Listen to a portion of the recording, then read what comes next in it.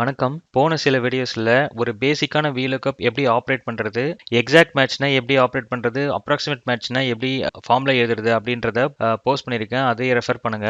Previous வீடியோல நம்ம என்ன டிஸ்கஸ் பண்ணோம்னா, ஒரே VLOOKUP ஃபார்முலால மல்டிபிள் காலம்ஸ் உள்ள டேட்டா பேஸ்ல இருந்து நம்ம வந்து ஒரு டேட்டாவை எக்ஸ்ட்ராக்ட் பண்றோம் அப்படின்னா, காலம் நம்பர் ஆட்டோமேட்டிக்கா சேஞ்ச் ஆகுற மாதிரி ஒரு ஃபிளெக்சிபிளான ஒரு VLOOKUP ஃபங்க்ஷன் எப்படி ஆப்ரேட் பண்றது அப்படின்றத நம்ம போன வீடியோல டிஸ்கஸ் பண்ணோம். போன சினாரியோல என்னன்னா, இது ஸ்ட்ரெயிட் ஃபார்வர்ட் சினாரியோ. உங்களுக்கு வந்து டேட்டா செட் வந்து ஈவனா இருக்கு, பட் உங்களுக்கு ஹாரிசான்டல் காலம் வேல்யூஸ் இருக்கு பாத்தீங்களா, ரீஅரேஞ்ச் ஆயிருக்கு பாருங்க. ஸோ இந்த மாதிரி இடத்துல வந்து காலம்ஸ் அப்படின்ற ஒரு ஃபார்முலா கான்செப்ட் வந்து உங்களுக்கு இது ஒர்க் அவுட் ஆகாது. ஃபர்ஸ்ட் வேல்யூ எடுத்தீங்கன்னா இந்த 87ன்றது தான் வந்து ஃபர்ஸ்ட் வரும். 87 வராம உங்களுக்கு 93 அப்படின்ற வேல்யூ வரணும்னா, ஸோ ஃபிளெக்சிபிளா இன்னும் ஃபிளெக்சிபிளா எப்படி ஒர்க் ஆகுறது அப்படின்றத இந்த வீடியோல நம்ம டிஸ்கஸ் பண்ணுவோம். இப்போ நம்ம நார்மல் VLOOKUP எழுதுவோம், ஈக்குவல் டு VLOOKUP. ஸோ உங்களுக்கு வந்து காலம் நான் லாக் பண்றேன், அப்புறம் நான் ரேஞ்ச் செலக்ட் பண்றேன், ரேஞ்சை லாக் பண்றேன். நெக்ஸ்ட் காலம் இண்டெக்ஸ் நம்பர், காலம் இண்டெக்ஸ் நம்பர் இப்போதைக்கு நான் 2 செலக்ட் பண்றேன், கமா நம்மளுக்கு இப்போதைக்கு எக்ஸாக்ட் மேட்ச் தான் தேவை, அதனால ஃபால் செலக்ட் பண்ணி க்ளோஸ் பண்றேன்.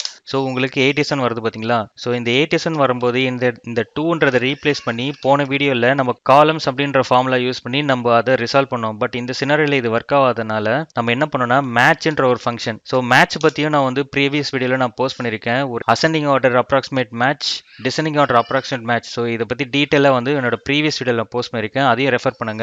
இந்த வீடியோக்கு உங்களுக்கு யூஸ்ஃபுல்லா இருக்கும். ஸோ இப்போ வந்து மேட்ச் அப்படின்ற ஃபார்முலா நான் யூஸ் பண்றேன், ஈக்குவல் டு மேட்ச்.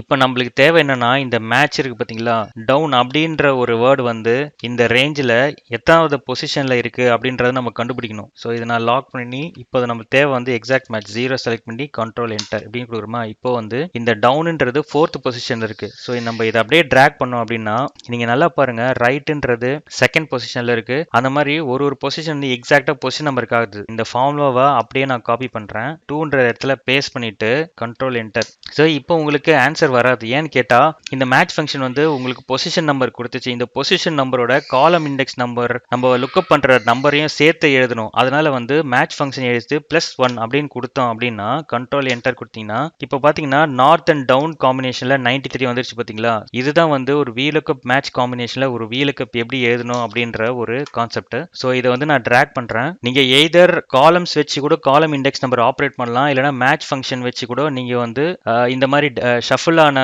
காலம்ஸ் இருக்கிற டேட்டா செட்ல நீங்க இந்த 2 சினாரியோ யூஸ் பண்ணலாம். ஸோ உங்க சினாரியோக்கு ஏற்ற மாதிரி நீங்க காலம்ஸோ மேட்சோ எது வேணாலும் யூஸ் பண்ணிக்கலாம். நெக்ஸ்ட் வீடியோல நம்ம வந்து ஒரு VLOOKUP ஃபங்க்ஷன் வேற எப்படிலாம் யூஸ் பண்ணலாம் அப்படின்றத இன்னொரு சினாரியோட நான் உங்களுக்கு ஒரு வீடியோ போஸ்ட் பண்றேன். நன்றி.